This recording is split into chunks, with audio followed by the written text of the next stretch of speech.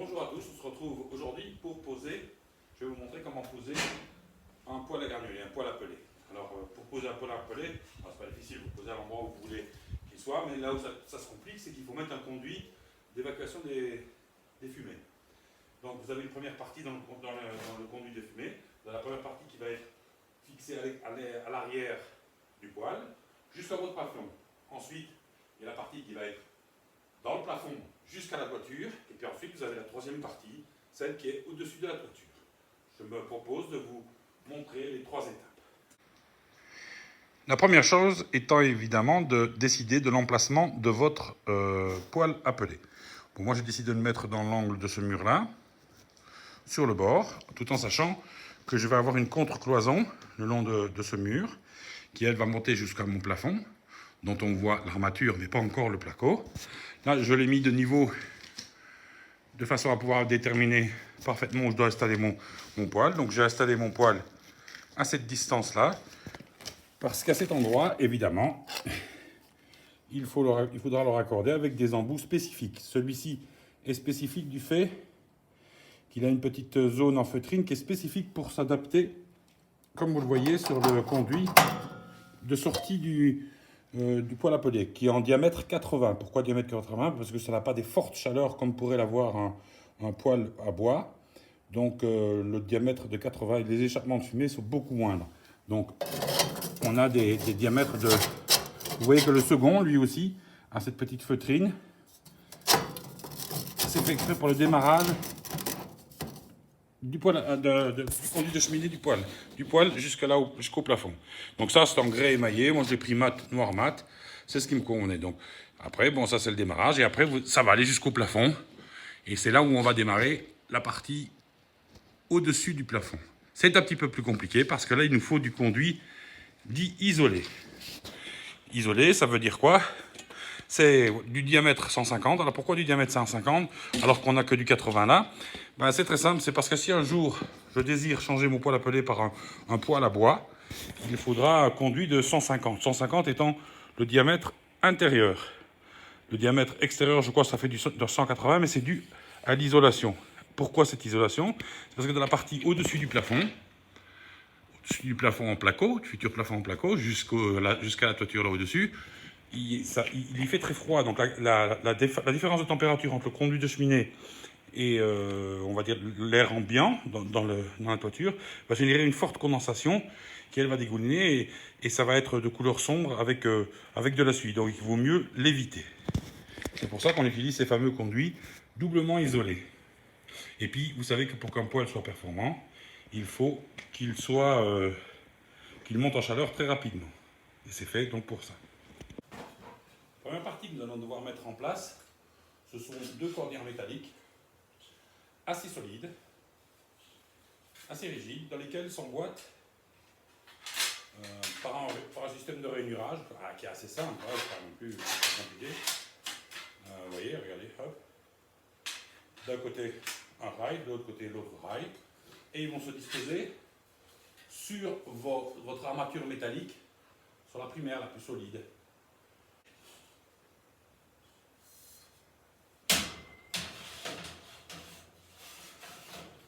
Vous l'emboîtez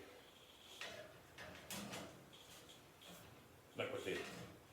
Et en fait, c'est pour tenir le tuyau, le fameux tuyau qui va aller jusqu'à la toiture. Parce que la première chose que nous devons faire, c'est déterminer l'endroit où on va devoir percer la toiture pour faire passer le conduit de cheminée. Il est évident que ce conduit de cheminée, il doit passer au-dessus de la toiture, aller au-delà de la toiture. Donc on ne peut pas le laisser dans le vide, on ne va pas le laisser dans le vide, il faut qu'il soit tenu, d'autant plus que ces tuyaux doublement isolés sont assez lourds. Donc on a cette armature métallique qui va nous permettre de le maintenir en place pendant tout le temps qu'on va exécuter le travail. Bon, on essaie de se centrer par rapport à notre tuyau là en dessous. Voilà, le conduit de cheminée doré, parce que comme il est beaucoup plus large, plus grand le conduit de cheminée en haut, il va venir à peu près pas loin du ras de ce montant là. Voilà. Une fois qu'il est en place, on va quand même, avec des vis, on va quand même le faire tenir en les perçant à travers le métal.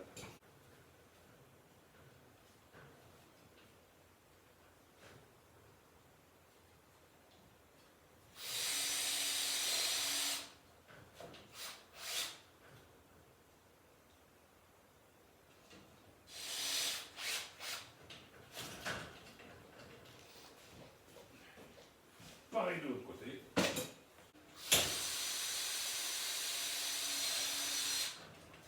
Voilà.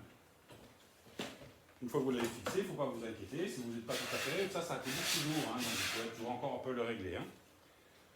Pour l'instant, on n'en est qu'à la phase mise en place. Nous avons la partie donc réducteur, celle qui va passer donc du fameux conduit dans la toiture en diamètre 150 intérieur, sur lesquels vont s'empiler les autres morceaux de tuyaux, pour en arriver au tuyau de 80 qui lui va aller jusqu'au poil. Donc il faut quand même bien qu'il y ait un réducteur. Le réducteur, il va venir se poser exactement pile poil à la hauteur du placo. Donc vous voyez qu'il ne touche pas, il ne se serre pas, c'est pas lui qui va s'enserrer dans le cerclage. Le cerclage qui va tenir lui tout le tuyau. Donc ce qu'on va faire, on va mettre en premier une longueur qu'on va faire tenir dans le cerclage. Celle-ci viendra par ce système de, comment ça s'appelle, de clipsage, vous voyez, de cerclage clipsé, il viendra se clipser dessus. Bon, pour pouvoir mettre la première partie de tuyau, plutôt que d'aller d'essayer d'enquiller là au-dessus comme ça en équilibre, quand on est seul, il vaut mieux enlever cette partie-là, qui je vous rappelle juste s'emboîte dans les deux rails qu'on a fixés, et de le fixer sur le tuyau, et puis de mettre l'ensemble après pour éviter toutes les chutes et d'abîmer le tuyau. Une fois que vous avez mis le support, vous enquillez le réducteur. Il faut qu'il soit bien enfoncé parce que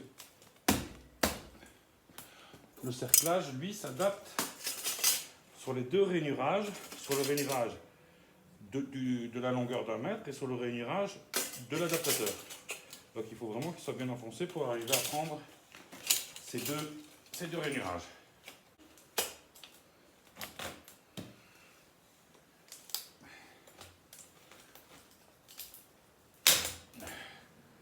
Voilà, je l'ai fermé. Je peux vous dire que c'est intense. À mon avis, ça ne bougera pas parce que vu comme c'est serré, il y a la petite goupille, il faut la remettre. Parce que vous avez vu comme on force énormément pour le fermer. Il ne faudrait pas qu'il se réouvre parce que ce serait catastrophique. Voilà, quand on a des problèmes de fumée dans la maison, après c'est délicat. Voilà, une fois que ça c'est posé, bah, on va essayer de le mettre en place. C'est lourd, hein? Je ne vous le cache pas. Il n'y a plus qu'à le faire basculer normalement.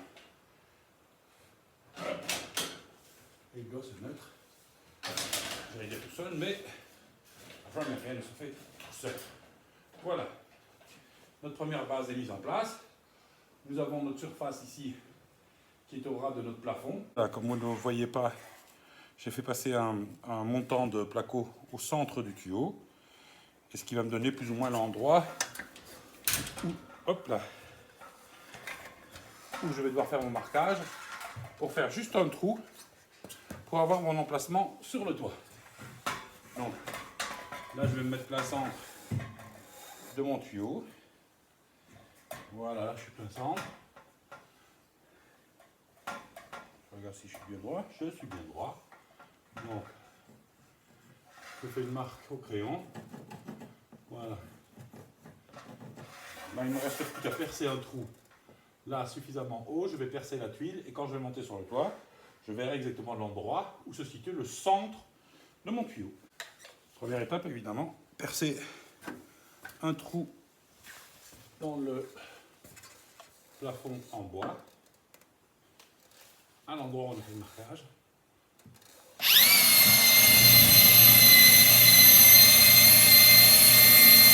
J'ai prévu une mèche dite à béton. On va percussionner.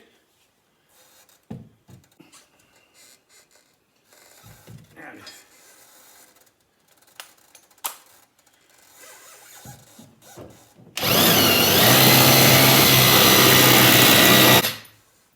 Comme vous pouvez le constater, on voit le jour. Donc si on voit le jour, c'est que j'ai fait le trou. Et bien, nous voilà sur la toiture. Vous aurez au préalablement déposé quelques tuiles. Sans les casser trop, hein, parce qu'il faut les réutiliser après. Notre trou se situe ici. Et voici notre gabarit. ça c'est la zone pour le tuyau en bas. Donc ça correspond à peu près à ceci. Donc vous voyez que ce bois-ci gêne, je vais donc le couper. Alors on va régler la profondeur de coupe, histoire de ne pas trop en couper non plus.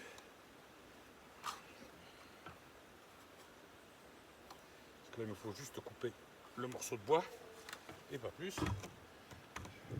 J'ai l'impression que ça devrait aller.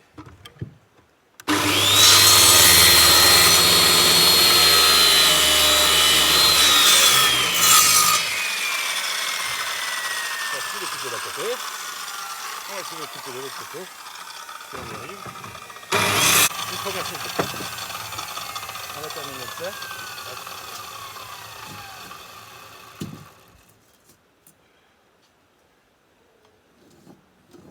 Donc je vais me répéter.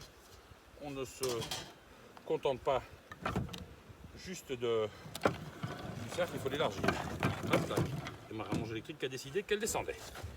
Ce que je peux comprendre aussi. Allez, on va chercher l'autre scie. Une scie sauteuse, sans fil, c'est beaucoup mieux pour faire ce genre de prouesse.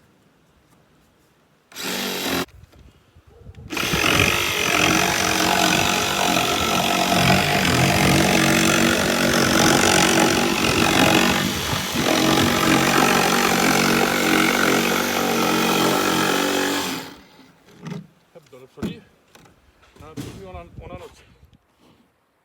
Donc comme vous le voyez, j'ai empilé les morceaux jusqu'en haut. Il ne me reste plus qu'un morceau à les mettre là-haut. Et à remettre les tuiles. Et la goupille là-dessus, on va l'enlever. Ça, il faut la remettre après. Et voilà. Vous n'oubliez pas. Ok, pour ça, ça ne sert à rien. Ensuite, nous avons cette partie-ci.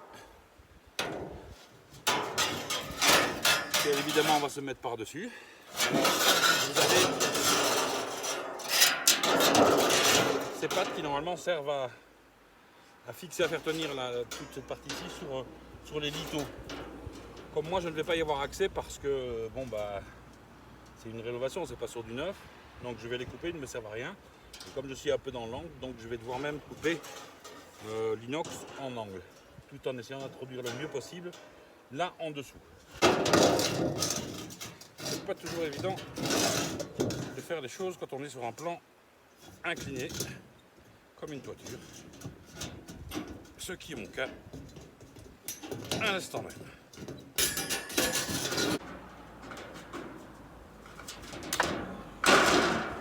Ok. En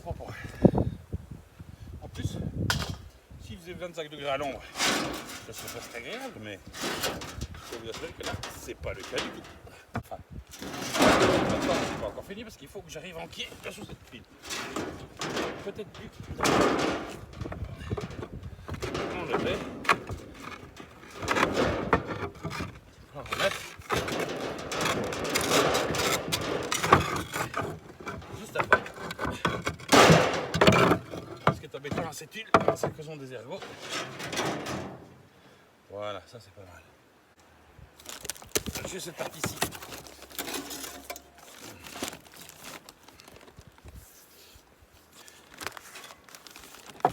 Qui vient, elle, hop, faire la jonction avec le plateau en inox. Je ne sais pas si vous le voyez bien, oui. Les deux lanières ici, qui servent à la fixation, passent par en dessous. Hop. Et elle vient s'emboîter. Bon, il y a le plastique de protection. Il va falloir quand même enlever. Je ne l'enlève pas tout de suite pour ne pas l'abîmer. Parce que c'est ce qui fait l'étanchéité. Vous voyez, ça s'introduit dedans. Voilà. Et c'est ce qui vient faire la jonction avec les tuiles et la partie en inox. Bon.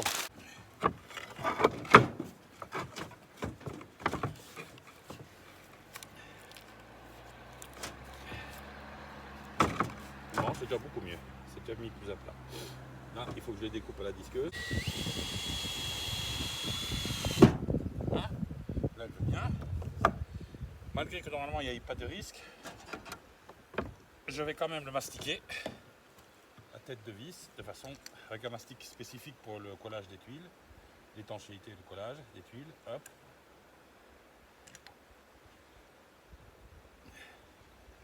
Voilà, j'en mets suffisamment. Je vous ai déjà dit sur ces produits, il ne faut pas économiser, il faut le mettre. Hein. Bon, lui aussi il descend tout le temps. Donc, on va opérer de la même manière. Pareil, une bonne vis.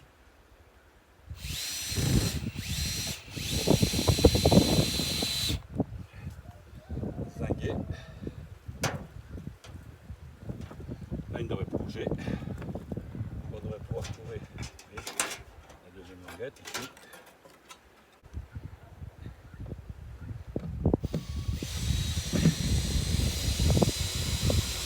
Voilà. Voilà. Et vous faites prendre de l'autre côté. Un petit coup de mastic sur la tête, histoire de s'assurer que l'étanchéité est performante. Vous y allez généreusement. Comme c'est auto-adhésif, vous avez une protection en dessous. Alors, moi, il faudrait que je puisse soulever. Hop. Ça va le mettre là. Tout ça. Ah.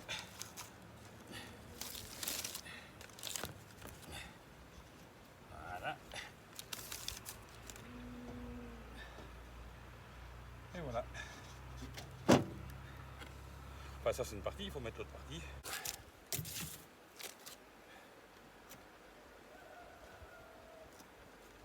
Ah.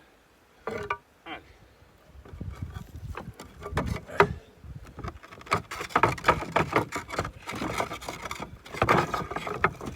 13. Donc 13 ici. Ouais, ça a peut-être bien fait. Voilà. Et alors là, donc, on va arriver à peu près à la moitié. Là, il faudrait donc, en plus de ce qui passe dessous, 10. Donc, on va dire...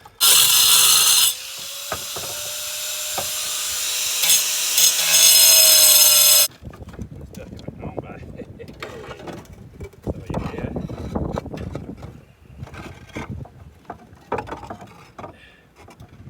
Vous allez mettre la suivante, si on peut.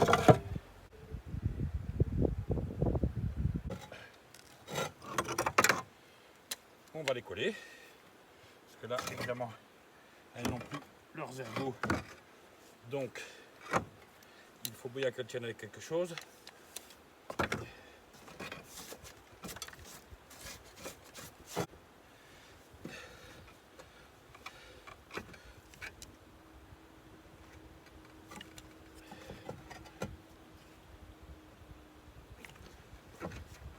Voilà, un petit mastic. Un petit coup de mastic sort pas de mal. Une petite jonction de mastic là aussi.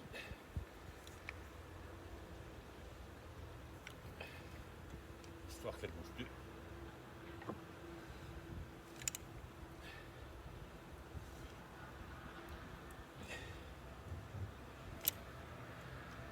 Voilà. Bon, j'allais dire je vais mettre la suivante, mais je ne peux pas vu que je vais la couper.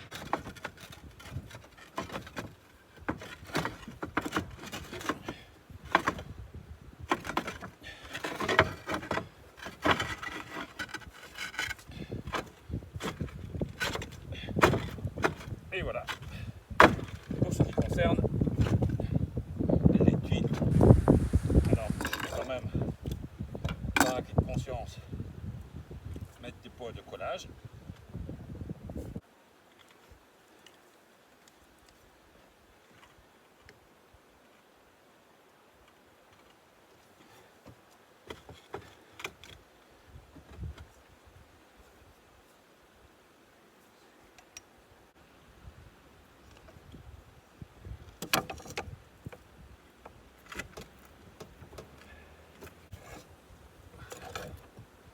On va descendre la collerette. Et venir faire la jonction. On va la resserrer un petit peu.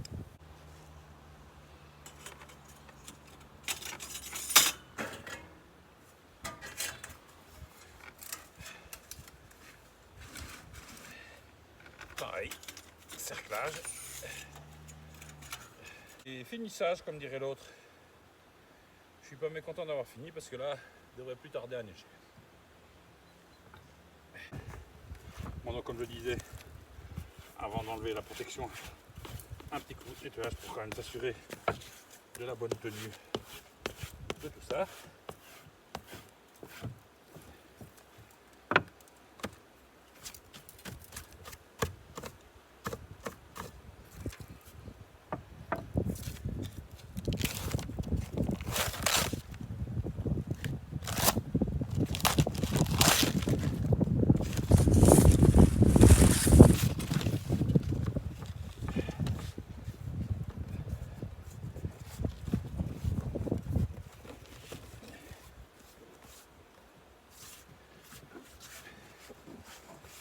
Voilà.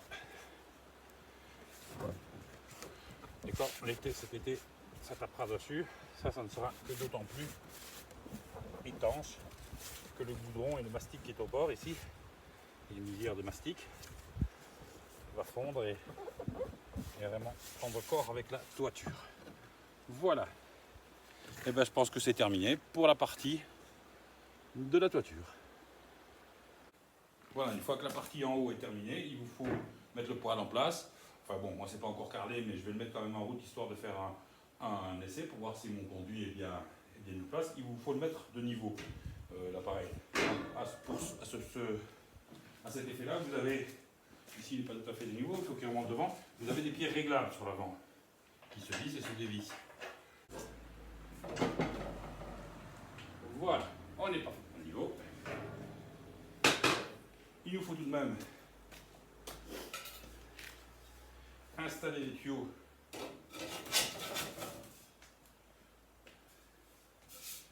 de fumée. C'est assez simple. C'est simple, il suffit de les emboîter. Voilà, je commence le montage et comme mon assemblage est un peu long, vous voyez là je suis en haut, il est un peu long, on inverse le sens pour ne pas découper ce bon côté qui sert à l'emboîtage avec la feutrine qui sert on va dire de finition.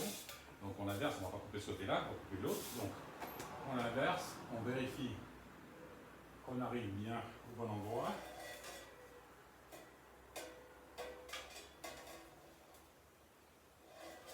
On fait un marquage là où ça arrive. Voilà. Mais on doit enlever ça qui va entrer dedans. Donc vous avez votre marque. Vous mesurez la partie qui doit s'enfoncer dedans. On va dire 6 cm et demi. Vous cherchez votre marque qui doit être quelque part, voilà, là, et vous enlevez 6 cm et demi pour ne pas couper de trop. Voilà, là ça vous fait 9 cm à découper. Ce que vous faites, avec votre mètre, vous suivez et vous faites un tour complet avec votre crayon. Allez, c'est parti pour le disquage.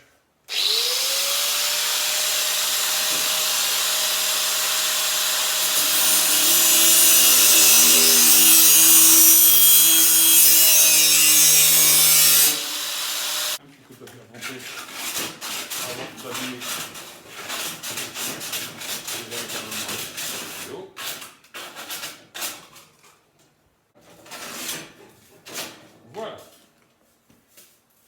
Donc, cette partie-là qu'on a découpée se retrouve à être emboîtée là, par là, si elle veut bien. Voilà. Celle-ci